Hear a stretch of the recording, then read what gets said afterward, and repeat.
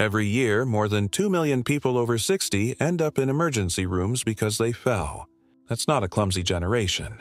That's what happens when the muscles we need for balance start shrinking faster than we replace them.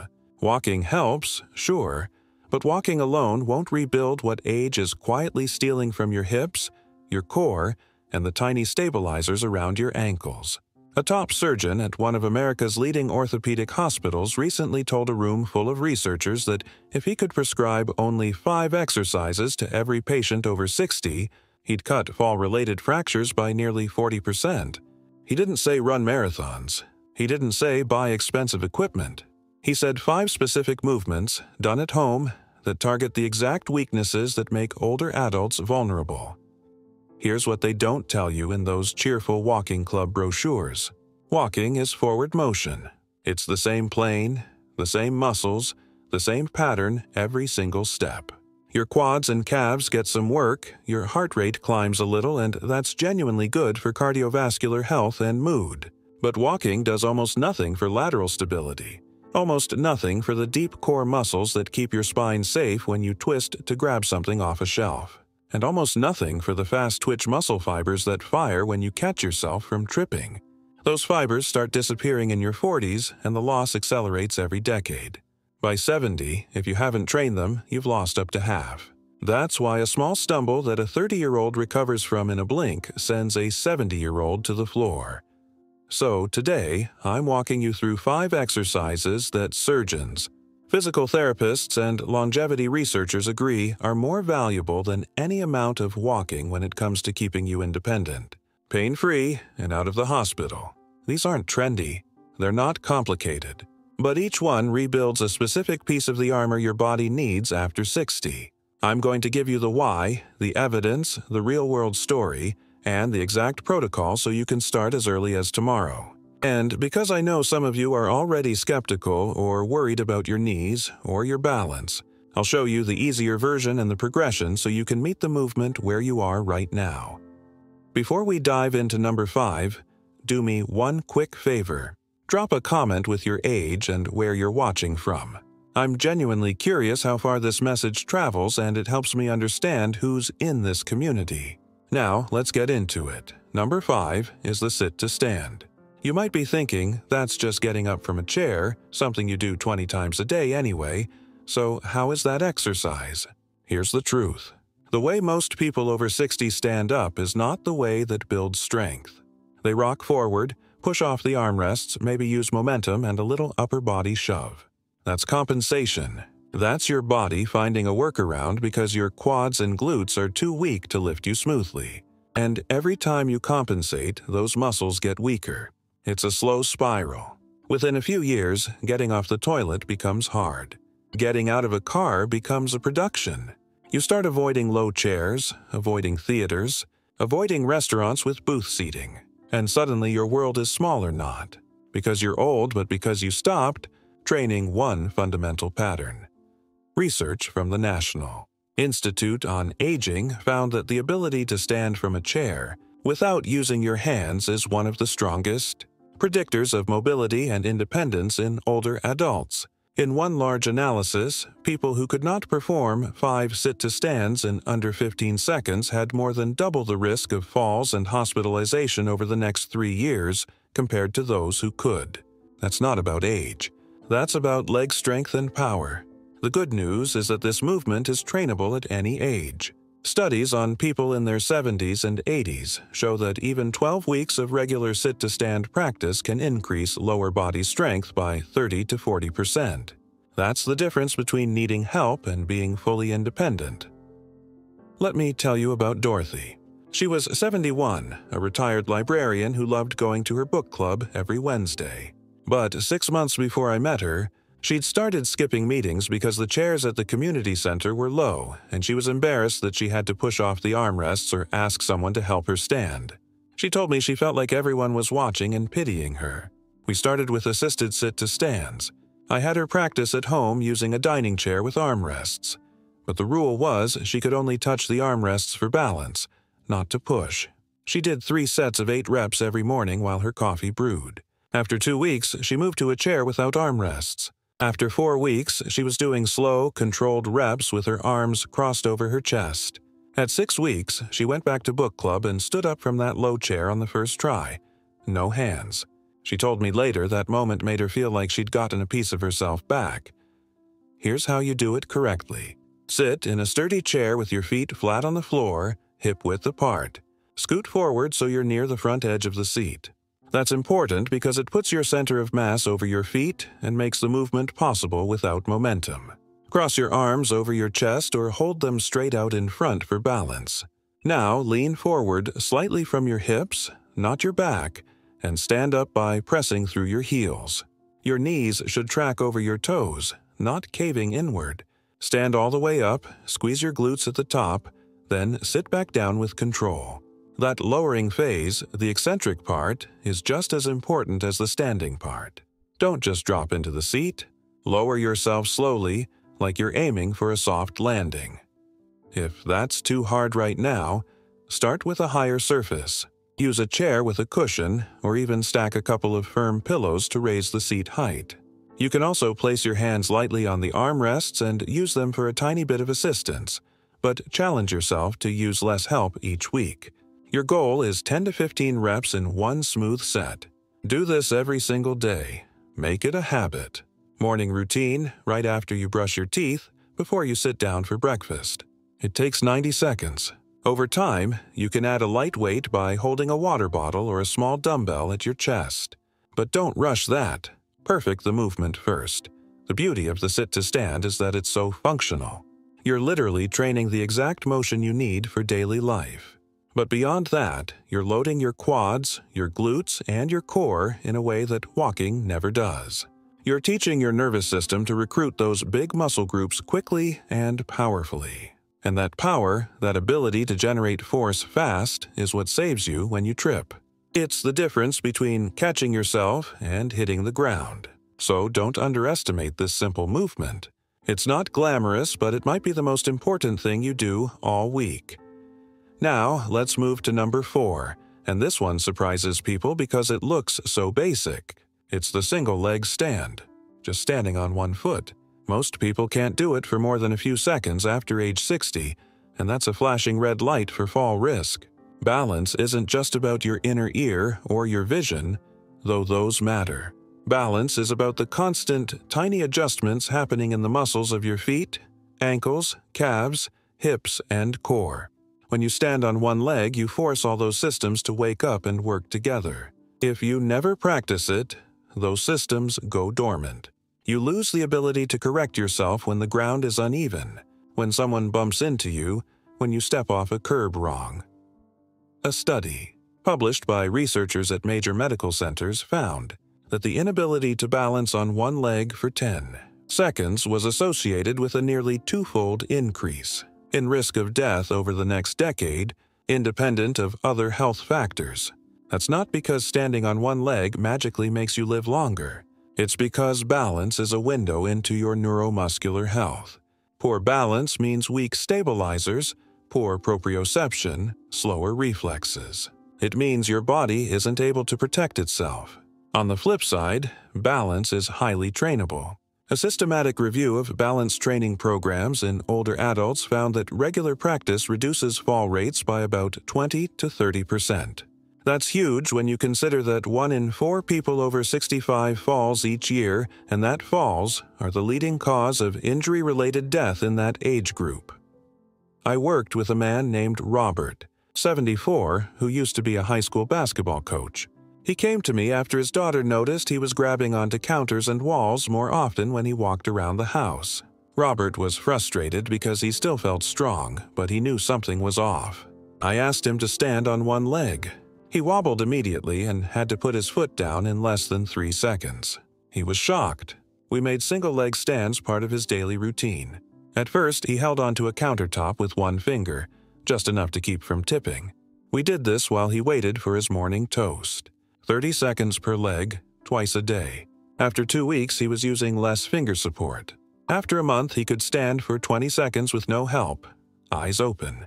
After 6 weeks, we added the challenge of closing his eyes for a few seconds, which cranks up the difficulty by removing visual input. 3 months in, Robert could stand on one leg for a full minute with his eyes open and felt rock solid doing it. He told me he walked into his kitchen one morning, slipped on a small puddle, and caught himself instantly. No drama, no grabbing. He said that moment would have been a fall a few months earlier. Here's the protocol. Stand next to a sturdy counter or chair back. Lift one foot a few inches off the ground.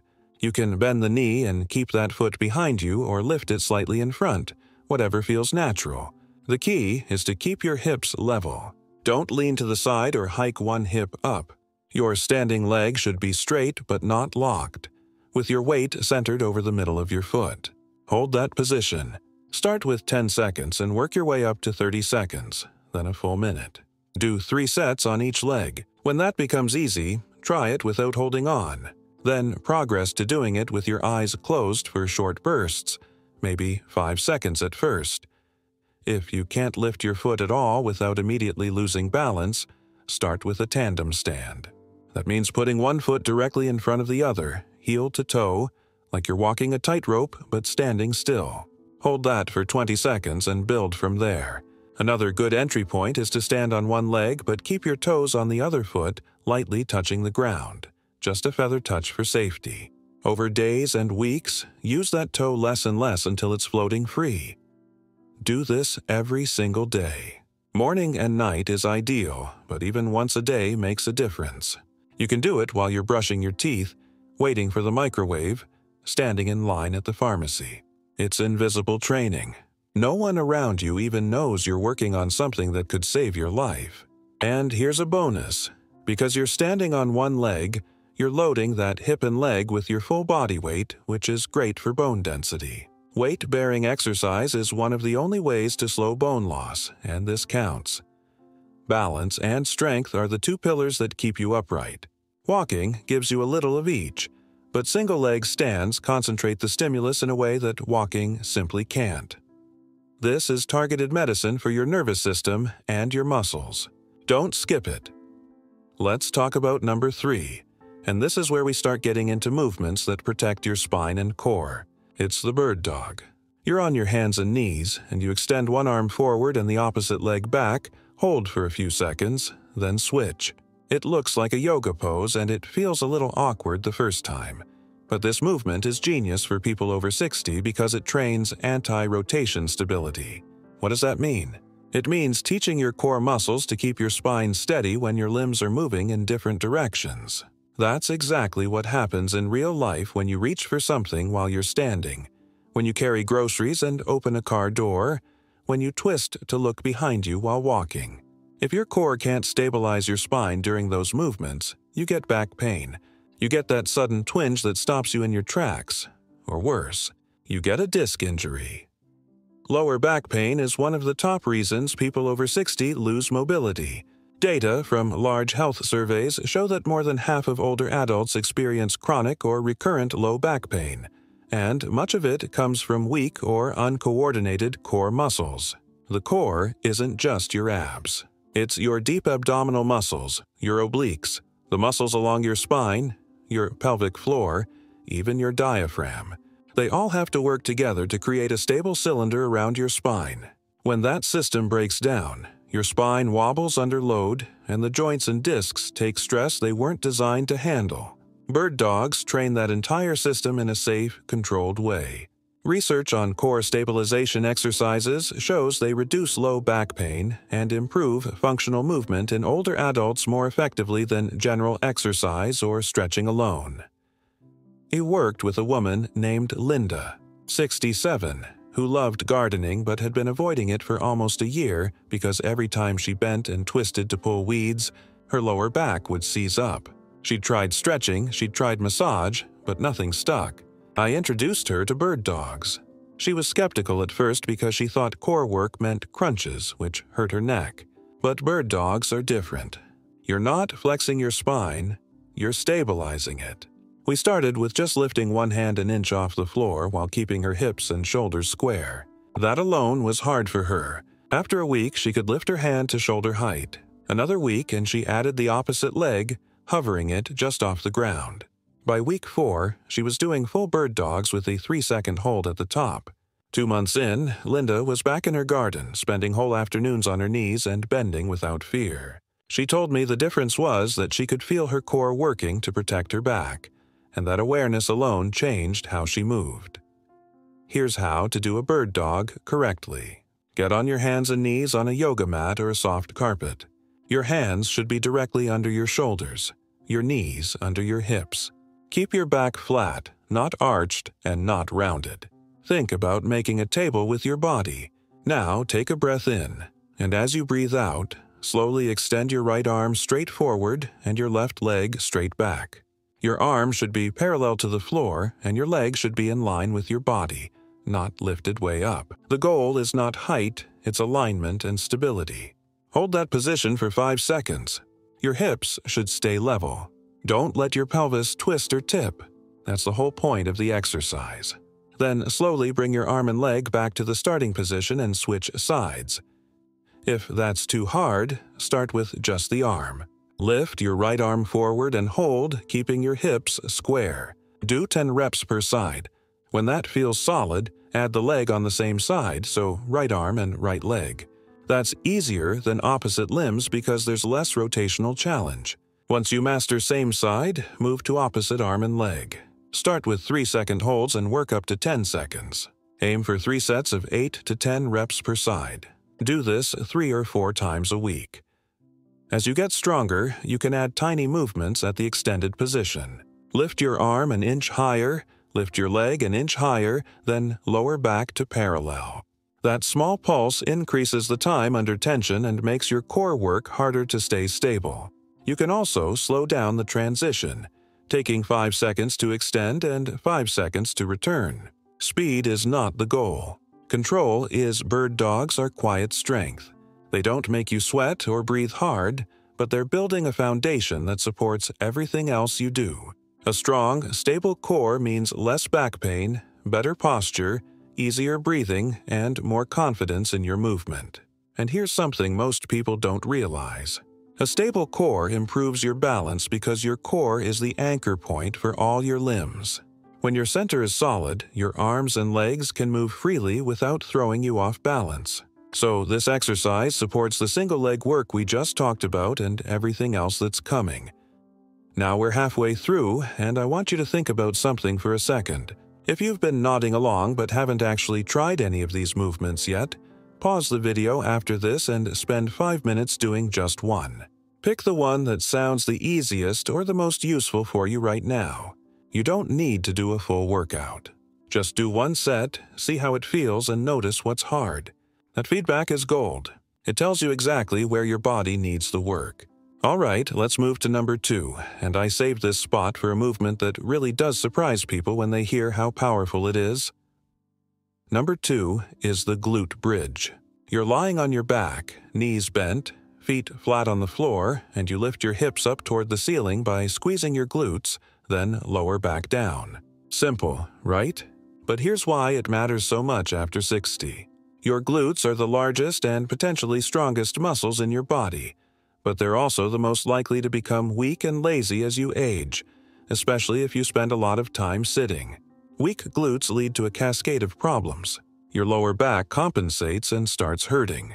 Your knees compensate and start hurting. Your hips lose mobility and you start shuffling when you walk. And because your glutes are primary hip extensors, they're the muscles that drive you forward when you walk or climb stairs. If they're not firing, you're relying on your lower back and hamstrings to do work they're not designed for. That's a recipe for chronic pain and injury. Research looking at muscle activation patterns in older adults shows that glute strength is strongly correlated with walking speed, stair climbing ability, and overall functional independence. One study tracking people over 70 found that those in the top quarter for hip extension strength had significantly lower rates of disability and nursing home admission over a 10-year period compared to those in the bottom quarter. That's not just correlation. Hip strength is causal. It determines whether you can get up, get out, and get moving. Glute bridges are one of the safest and most effective ways to rebuild that strength because you're lying down. So there's no balance challenge, and you can really isolate and feel the glutes working. I worked with a man named George. 79, who'd had lower back pain on and off for 20 years. He'd been told it was arthritis. It was his age. It was just something he'd have to live with. He came to me because he wanted to keep walking his dog every morning, but the pain was getting worse, and his doctor mentioned surgery as a future option. I watched George walk and immediately noticed his hips weren't extending. He was taking short steps, leaning forward, and his glutes weren't activating at all. I had him lie down and try a glute bridge. He could barely lift his hips 2 inches off the floor, and he was using his lower back and hamstrings to do it. We spent 2 weeks just teaching his brain to fire his glutes. I'd have him squeeze them while lying flat before even trying to lift. Then we added small lifts, holding for 3 seconds at the top. After a month of doing 3 sets of 12 bridges every other day, George could lift his hips high and hold for 10 seconds, and he told me his back pain had dropped by more than half. 3 months in, the pain was almost gone and he was walking longer distances with better posture. His dog was thrilled. Here's the protocol. Lie on your back on a mat or carpet with your knees bent and your feet flat on the floor, hip-width apart. Your feet should be close enough to your body that when you lift your hips, your shins are nearly vertical. Place your arms at your sides, palms down. Take a breath in, and as you breathe out, press through your heels and squeeze your glutes to lift your hips off the floor. Lift until your body forms a straight line from your shoulders to your knees. Don't arch your back. Don't push your hips up so high that you feel it in your lower back. The movement comes from your glutes. Hold at the top for 3 to 5 seconds. Really squeeze your glutes hard, then slowly lower back down with control. If you can't feel your glutes working, here's a trick. Before you lift, spend 10 seconds just squeezing your glutes while lying flat. Imagine you're trying to crack a walnut between your cheeks. That sounds silly, but it works. It wakes up the muscle and teaches your brain the right signal. Another cue is to think about pushing the floor away with your heels rather than lifting your hips. That shifts the focus to the right muscles. Start with 3 sets of 10 reps. Do this every other day so your muscles have time to recover. When that becomes easy, add a pause at the top. Hold for 10 seconds instead of 3. When that becomes easy, try a single-leg glute bridge. Same setup, but extend one leg straight out and lift your hips using only the other leg. That's significantly harder, so don't rush it. You can also add resistance by placing a light weight or a heavy book on your hips right over your pelvis. Glute bridges are magic for lower back pain, and they're also magic for posture. When your glutes are strong, you stand taller because your pelvis sits in the right position. You walk with more power because your hips extend fully with every step. And you take pressure off your knees because your glutes stabilize your pelvis and femur. This one movement has downstream effects on almost every part of your lower body. It's efficient, it's safe, and you can do it in your bedroom before you even get dressed in the morning. Now, let's get to number 1. And I told you at the beginning that this would be the most transformative. It's the heel raise, also called a calf raise, but the way I'm going to have you do it is specific and important. You stand with your feet hip-width apart, and you rise up onto the balls of your feet, lifting your heels as high as you can. Hold for a second, then lower back down slowly. That's it. But here's why it's number 1, and why that top surgeon would put this at the center of a fall prevention program. Your calves and the small muscles in your feet and ankles are your body's last line of defense when you lose your balance. When you trip or stumble, those muscles have to fire instantly and powerfully to correct your position. If they're weak or slow, you fall. If they're strong and responsive, you catch yourself. Heel raises train exactly that capacity. Data from multiple studies on fall prevention show that ankle strength and power are independent predictors of fall risk, even after controlling for balance, leg strength, and walking speed. In other words, you can have strong quads and good balance, but if your ankles are weak, you're still at high risk. One large intervention study with older adults showed that a simple program of daily heel raises reduced fall incidence by more than a quarter over 1 year. That's thousands of people who stayed out of the emergency room because they did a movement that takes 60 seconds a day. But there's more. Heel raises are also one of the best exercises for bone density in your lower legs and feet. The impact of rising onto your toes and lowering back down sends a strong signal to your bones to stay dense and strong. Osteoporosis and bone thinning are silent threats after 60, and they're a major reason why falls become so dangerous. A fall that would bruise a younger person breaks a hip in someone with brittle bones. Weight-bearing impact exercises like heel raises help slow or even reverse bone loss. And finally, heel raises improve circulation in your lower legs. That's critical for people who have issues with swelling, varicose veins, or peripheral artery disease. The calf muscle acts like a pump, pushing blood back up toward your heart. When you work it, you're helping your cardiovascular system. Let me tell you about a woman named Patricia, 81.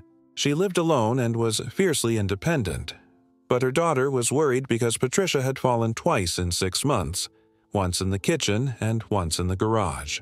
Nothing broke, but it scared everyone. Patricia's balance wasn't terrible, but when I tested her ankle strength, she could barely do 3 heel raises before her calves cramped. Her ankles were stiff and weak. We started with assisted heel raises. She stood at the kitchen counter and used her hands on the counter for light support, just lifting her heels an inch or two and holding for 2 seconds. She did 2 sets of 10 every morning and every evening while she waited for her tea to steep. After 2 weeks, she was doing full-height raises with only fingertip support. After a month, no support at all. After 2 months, she was doing single-leg heel raises, 1 leg at a time.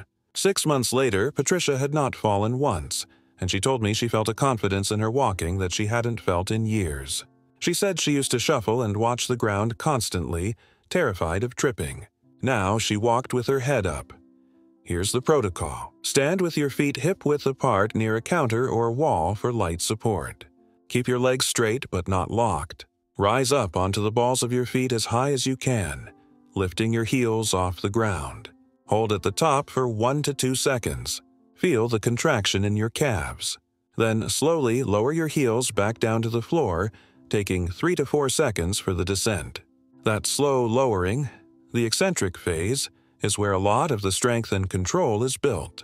Do 3 sets of 15 reps. Do this every single day. It's fast, it's easy, and you can do it anywhere.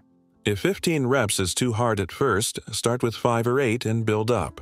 If you can't rise all the way onto your toes, start with smaller raises and use more support from the counter. If you have balance issues, keep both hands on the counter until you feel stable. As you get stronger, progress to using less hand support, then no support, then try doing the raises on 1 leg at a time. Single-leg heel raises are significantly harder, and they're excellent for addressing any left-right imbalances. You can also do heel raises on a step to increase the range of motion. Stand on the edge of a step with your heels hanging off, rise up onto your toes, then lower your heels below the level of the step. That deeper stretch and longer range of motion increases the challenge and the benefit. But only do that once you're solid with the basic version on flat ground. Heel raises are the most underrated movement in all of fitness for older adults. They don't look impressive. They don't make a good social media video, but they are quietly, powerfully rebuilding the foundation of your stability. Every single time you do them, you're telling your body that strength and responsiveness matter, and your body listens. Within weeks, you'll notice you feel more stable on your feet. Within months, your calves will be visibly more defined and your ankles will move with more control. And over the long term, you're lowering your fall risk and protecting your bones in a way that no amount of walking can match. So, let's pull this all together. You now have 5 movements that address the exact weaknesses that make people over 60 vulnerable. Sit to stands rebuild the leg power you need to get up and move through your day. Single leg stands train your balance system and proprioception. Bird dogs stabilize your core and protect your spine. Glute bridges wake up your hips and take the load off your back and knees. Heel raises strengthen your ankles and give you that last line of defense against falling. Each one is simple. Each one is safe. Each one can be progressed or regressed to meet you where you are. And together, they create a complete system of resilient, functional strength. You don't need a gym. You don't need expensive equipment. You don't even need a lot of time. If you did 1 set of each of these 5 exercises every day, you'd spend less than 10 minutes. That's shorter than one episode of a TV show. And the return on that investment is enormous. You'll move with more confidence. You'll have less pain. You'll be far less likely to fall. And if you do stumble, you'll be far more likely to catch yourself. You'll stay independent longer. You'll be able to do the things you love, whether that's gardening or walking your dog or playing with your grandchildren or traveling or just living without fear of injury. Now, I want to be clear about something. These exercises are not a replacement for medical care. If you have severe arthritis, if you've had joint replacement, if you have a balance disorder or neurological condition, talk to your doctor or a physical therapist before you start. They can help you modify these movements or guide you through them safely. But for most people over 60, these exercises are not only safe, they're essential. The research is overwhelming. Strength and balance training reduce falls, reduce pain, improve function, and extend healthy lifespan. The only risk is not doing them. Let me give you a simple weekly template so you know exactly how to fit this into your life. Monday, Wednesday, and Friday, do sit-to-stands and glute bridges. Those are your leg and hip days. Tuesday, Thursday, and Saturday, do bird dogs and single leg stands. Those are your core and balance days. Every single day, morning and night, do heel raises. That's your daily non-negotiable. On Sunday, rest or do a lighter version of everything just to move. That's a balanced, sustainable plan that covers all 5 movements without overloading any one muscle group. You can adjust the days to fit your schedule, but the key is consistency. Doing these movements twice a week is good. 3 times a week is better. Every day for the heel raises is ideal, and here's the thing about consistency. You won't see dramatic changes overnight. This isn't a 7-day miracle plan. But in 2 weeks, you'll notice you feel steadier. In 4 weeks, you'll notice movements that used to be hard are easier. In 8 weeks, other people will notice. Your posture will be better. You'll move with more confidence. In 6 months, you'll look back and realize you've reclaimed a level of function you thought was gone forever. That's the quiet, compounding power of doing the right things consistently. One more thing. These 5 exercises are better than walking for strength and balance, but that doesn't mean stop walking. Walking is still excellent for your cardiovascular health, your mood, your circulation, your brain. Keep walking. Enjoy your walks. But add these 5 movements. Think of walking as your cardio and these exercises as your armor. Together, they give you a complete picture of health and resilience. I also want to address a mindset trap that I see a lot with people over 60. There's this belief that strength training or challenging exercise is for younger people, that once you hit a certain age you should just take it easy and accept decline. That belief is not supported by science, and it's not supported by the real-world outcomes I see every day. Your muscles can get stronger at 70, at 80, at 90. Your balance can improve. Your bone density can stabilize or even increase. Your nervous system can learn new patterns. Age makes it harder, yes. It takes a little longer. The recovery is slower. You have to be smarter about intensity and rest. But it is absolutely possible. The people who thrive in their later years are not the ones who gave up and accepted weakness. They're the ones who kept challenging their bodies in smart, consistent ways. So, I want you to flip the script in your mind. You're not doing these exercises because you're broken, or because you're trying to fight off the inevitable. You're doing them because you're choosing strength. You're choosing independence. You're choosing to be an active participant in your own longevity.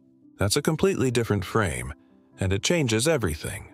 It changes how you approach the movements, how you feel about your body, and how you show up in the world.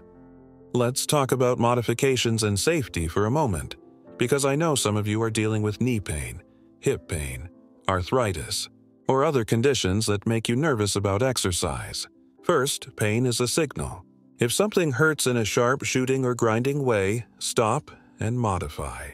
Discomfort from effort is normal. Muscle fatigue is normal. But joint pain or nerve pain is not. Listen to your body. For sit-to-stands, if your knees hurt, start with a higher seat and don't go as low. For single-leg stands, use more support until your balance improves.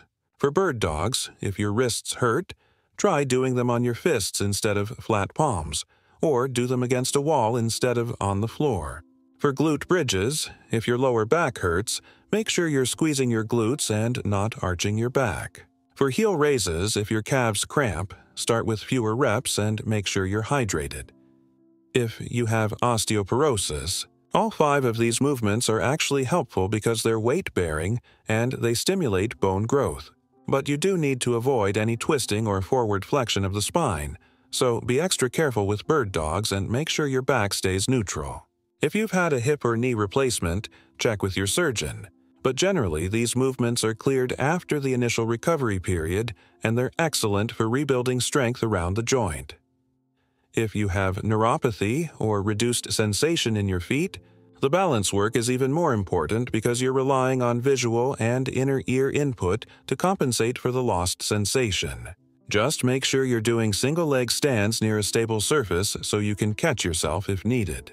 And if you have significant cardiovascular issues, these exercises are low intensity and safe. But again, check with your doctor first and stop if you feel dizzy, short of breath, or have chest discomfort.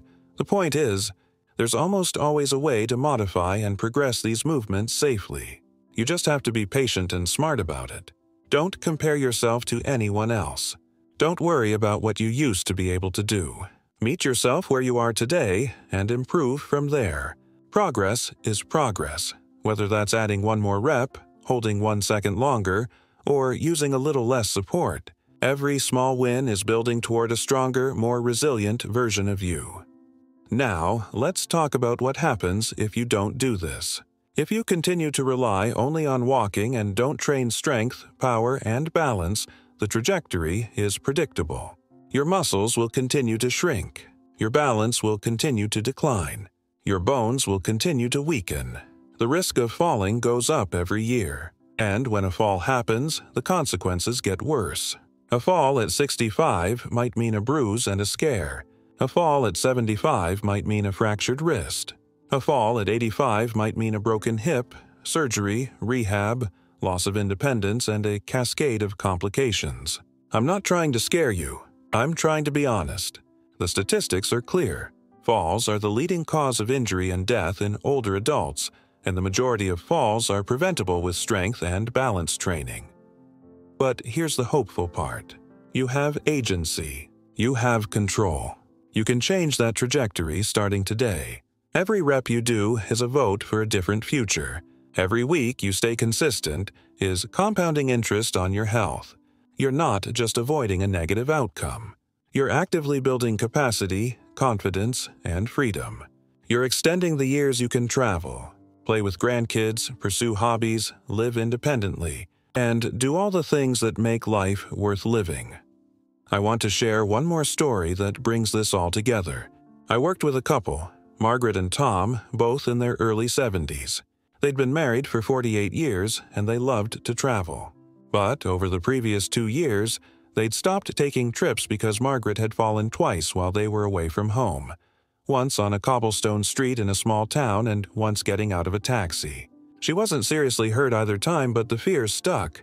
Tom had become hypervigilant, constantly watching her, holding her arm, and Margaret felt like she'd become a burden. They came to me not because they wanted to get stronger, but because they wanted their life back. We started with all 5 of these exercises. Tom joined in too, even though his balance was better, because he wanted to support Margaret, and honestly, he needed the work as well. They did the movements together every morning after breakfast. It became their routine, their shared project. In the first month, Margaret's single-leg stand went from 3 seconds to 20 seconds. Her sit-to-stands became smooth and controlled. Her heel raises got higher and stronger. Tom noticed his lower back pain, which he'd just accepted as part of life, started fading because of the glute bridges and bird dogs.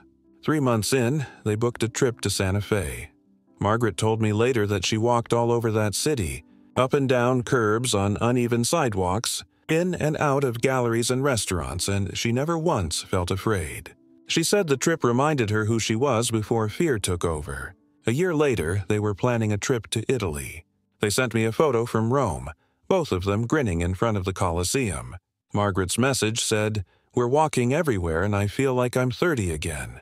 Thank you for giving us our freedom back. That's what this is really about. It's not about exercises. It's about freedom. It's about living your life on your terms without fear holding you back.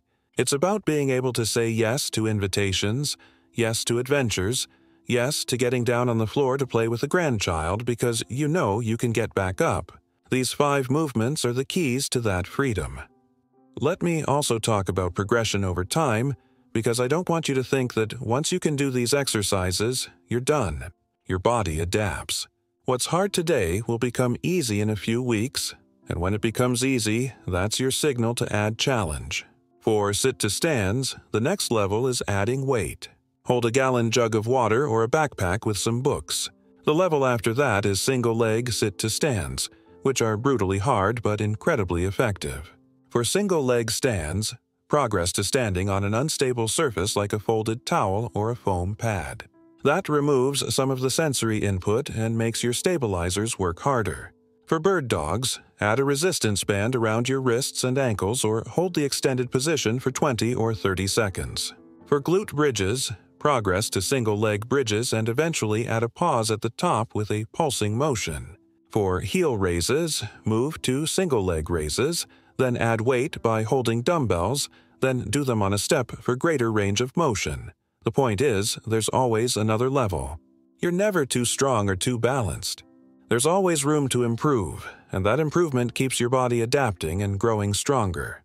Think of it like compound interest for your body. Small, consistent deposits of effort over time create exponential returns. Now, I know some of you are thinking about time and motivation. You're busy. You have doctor appointments, family obligations, hobbies, and routines that are already full. How do you fit this in? Here's my advice. Don't think of this as adding something to your day. Think of it as embedding it into what you already do. Do sit-to-stands while your coffee brews. Do single-leg stands while you brush your teeth, 1 leg per minute. Do bird dogs right after you get out of bed, before you even leave the bedroom. Do glute bridges while you watch the morning news. Do heel raises while you're waiting for the microwave or standing in line at the grocery store. These movements are designed to fit into the cracks of your day. You don't need to carve out a separate workout time, though you can if that works better for you. You just need to be intentional. And on motivation, here's the truth. Motivation fades. Everybody feels motivated on day 1. The people who succeed are the ones who build systems and habits that don't rely on motivation. You don't brush your teeth because you're motivated. You do it because it's a habit, because it's part of your routine, because you know what happens if you don't. These 5 exercises need to become that automatic. The way to get there is to attach them to existing habits. Always do them at the same time, in the same place, in the same order. Your brain loves patterns. Give it a pattern and it will run on autopilot. Another strategy is to track your progress. Get a simple notebook or use your phone and write down what you did each day. 3 sets of 10 sit-to-stands. 30 seconds per leg on single-leg stands. Check. That active recording creates accountability, and it also gives you visible proof of your consistency. On days when you don't feel like doing it, you can look back at 2 weeks of check marks and that momentum pulls you forward. You don't want to break the streak, and find a partner if you can. Whether that's a spouse, a friend, a neighbor, or an online community, having someone to check in with makes a huge difference. You can text each other when you've done your exercises.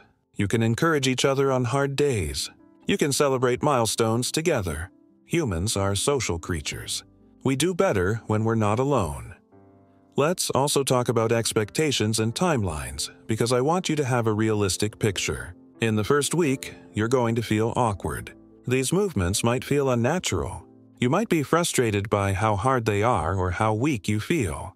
That's completely normal. You're waking up muscles and systems that have been asleep. Give yourself grace. In the second week, the movements will start to feel more familiar. You'll notice small improvements. Maybe you can do 1 or 2 more reps. Maybe you can hold the balance a second longer. Those small wins matter. Celebrate them. By the 3rd and 4th week, you'll start to feel different in your daily life. Getting up from a chair will feel easier. You'll notice you're not grabbing walls and counters as much. Your posture might improve. Other people might start to comment that you look stronger or more confident. By the 8th week, the changes become undeniable. You'll have measurably more strength and balance. Movements that were hard at the start will be easy. You'll be ready to progress to harder variations. And by the 6th month mark, you'll have built a completely different body. Not in terms of appearance, though you may look more toned, but in terms of capacity. You'll be able to do things you couldn't do before. You'll move through the world differently. But here's the key. You have to stay consistent through the awkward phase.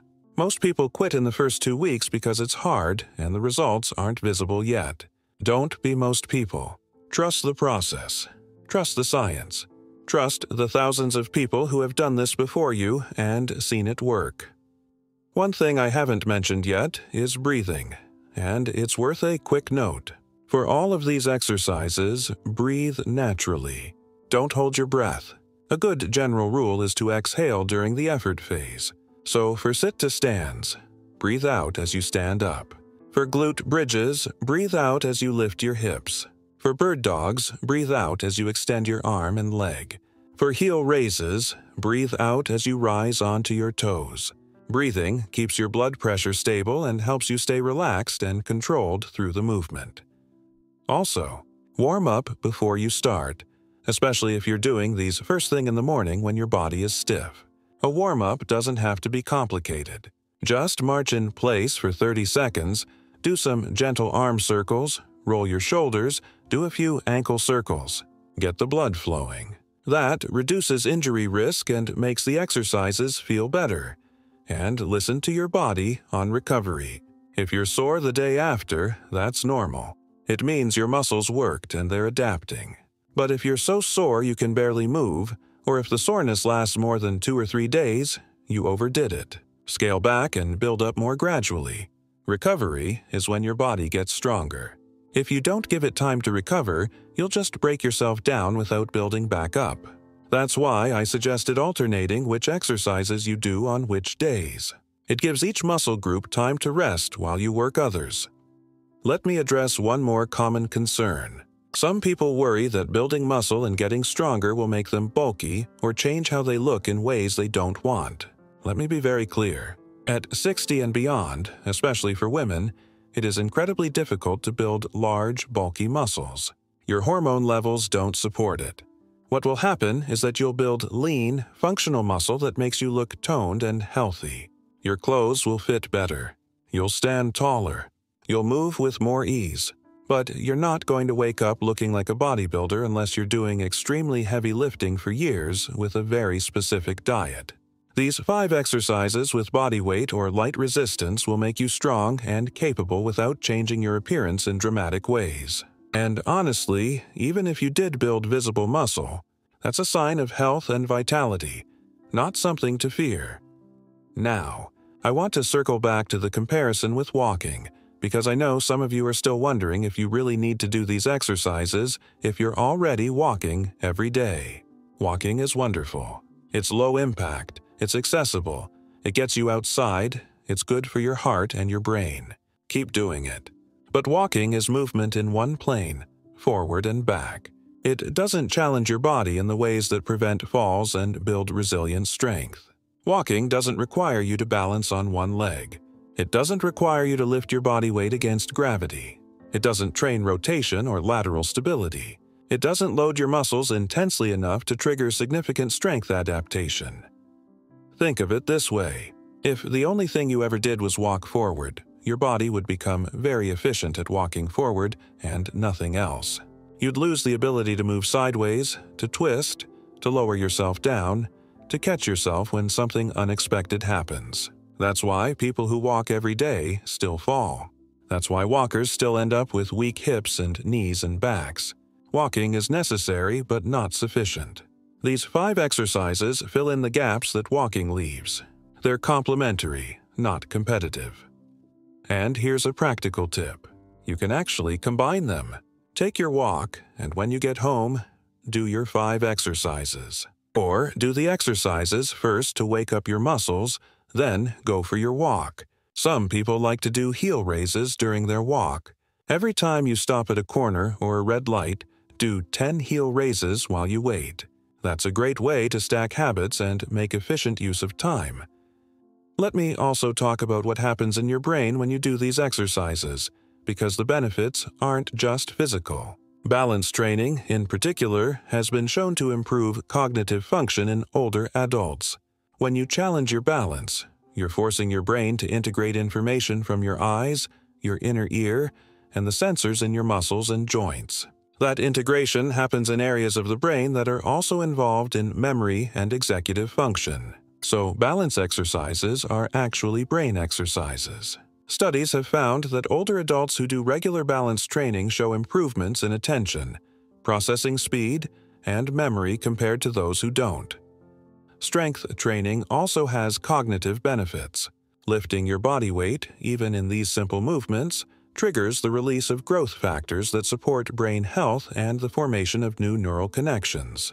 There's even evidence that resistance exercise can slow or reduce the risk of dementia. So, when you do these 5 movements, you're not just protecting your body, you're protecting your mind. And let's talk about confidence, because that's one of the most profound changes people experience. Fear of falling creates a vicious cycle. You're afraid, so you move less. You move less, so you get weaker. You get weaker, so you're more likely to fall. You fall, or almost fall, so you become more afraid. Round and round. The way to break that cycle is to build competence. When you know your legs are strong, when you know your balance is solid, when you've tested yourself and proven you can catch yourself, the fear loosens its grip. You start moving more freely. You take on challenges you'd been avoiding. You say yes to things instead of no. That confidence radiates into every part of your life.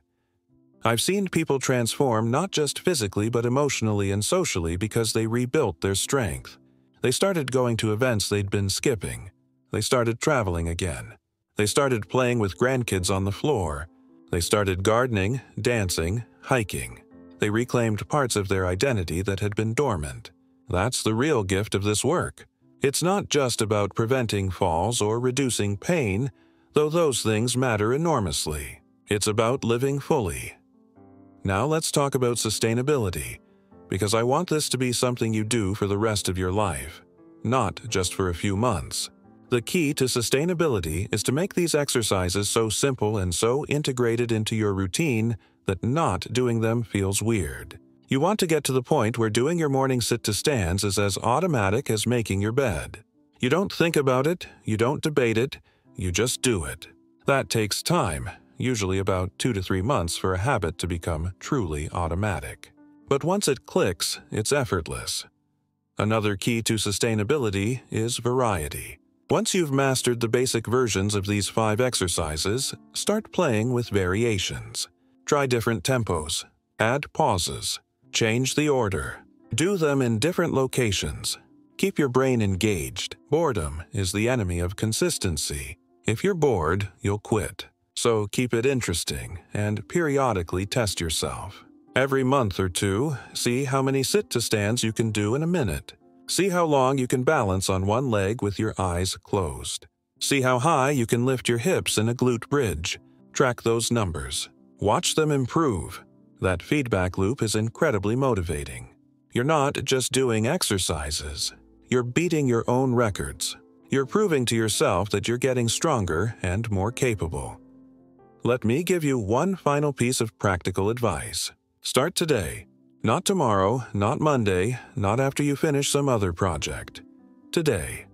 Right now, if possible. Because every day you wait is a day your muscles get a little weaker, your balance gets a little worse, your risk goes up a little bit. And because the best time to build strength was 10 years ago, but the second best time is now. You can't change the past. You can't get back the years you didn't train, but you can change the trajectory from this moment forward. So here's what I want you to do as soon as this video ends. Pick one of the 5 exercises. Just one. Do one set. See how it feels. Notice what's hard. Notice what's easy. That's your starting point. Tomorrow, do the same exercise again and add a second one. The day after, add a third. By the end of the week, you'll have done all 5 and you'll have a sense of your baseline.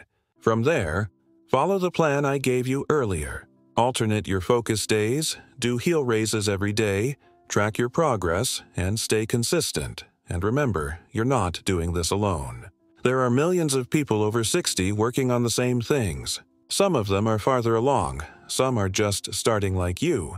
You're part of a community of people who refuse to accept decline as inevitable, who are choosing strength and independence, who are rewriting the script on what aging looks like. I also want you to know that setbacks are normal. You'll have days when you don't feel like doing the exercises. You'll have weeks when life gets chaotic and your routine falls apart. That's okay. What matters is that you come back. One missed day doesn't erase all your progress. Just pick up where you left off and keep going. Perfection is not the goal. Consistency over time is the goal. And if you have a major health event, a surgery, an illness, a family crisis, and you have to stop for a while, don't beat yourself up. Rest, recover, and when you're ready, start again. You might have lost some strength, but muscle memory is real. Your body will rebuild faster the second time because it's done it before. You're not starting from zero. You're starting from experience. One more thing I want to emphasize. These exercises are for everyone over 60, but they're especially critical for women. Women lose bone density faster after menopause. Women have higher rates of osteoporosis. Women live longer than men on average, which means more years at risk for falls and fractures. And culturally, women are often told to be careful, to avoid risk, to let others do the heavy lifting. That conditioning leads to weakness. If you're a woman watching this, I want you to hear this clearly. You are not fragile. Your body is capable of strength and resilience at any age. You deserve to feel powerful and confident in your movement. These exercises are not optional for you. They're essential, and if you're a man watching this, the same principles apply, but you face a different challenge. Men are often more resistant to admitting they need help or that they've lost strength. There's a pride issue. A sense that asking for guidance or doing simple exercises is beneath you. Let that go. There's no shame in meeting your body where it is and working to improve it. In fact, that takes more courage and wisdom than pretending everything is fine while you quietly decline. Do the work. Your future self will thank you. Let me paint a picture of 2 different futures, and you can choose which one you want. In the first future, you don't do these exercises. You keep walking, you stay moderately active, but you don't train strength or balance. Over the next 5 years, getting out of a chair becomes harder. Your back hurts more often. You start using your hands to push off surfaces. You shuffle a bit when you walk. You avoid stairs when you can. You have a few close calls where you almost fall, and maybe one day you do fall. It's not catastrophic, but it shakes you. You become more cautious. You start limiting your activities. You stop going to certain places because you're worried about uneven ground or crowds. Your world gets smaller. You lose independence bit by bit, not all at once, but gradually, until one day you realize you need help with things you used to do easily. That's future 1. In the second future, you start these 5 exercises today. You do them consistently. In a few months, you feel stronger and more stable. In a year, you're doing things you couldn't do before. You're not worried about falling because you've built the strength and balance that protect you. You move confidently. You travel, you play, you live fully. You stay independent well into your 80s and beyond. You're not trying to turn back the clock or deny that you're aging. You're aging with strength and grace. You're navigating it on your terms. That's future 2. The choice is yours. Nobody can make it for you. Your doctor can't. Your family can't. I can't. It's your body, your life, your future.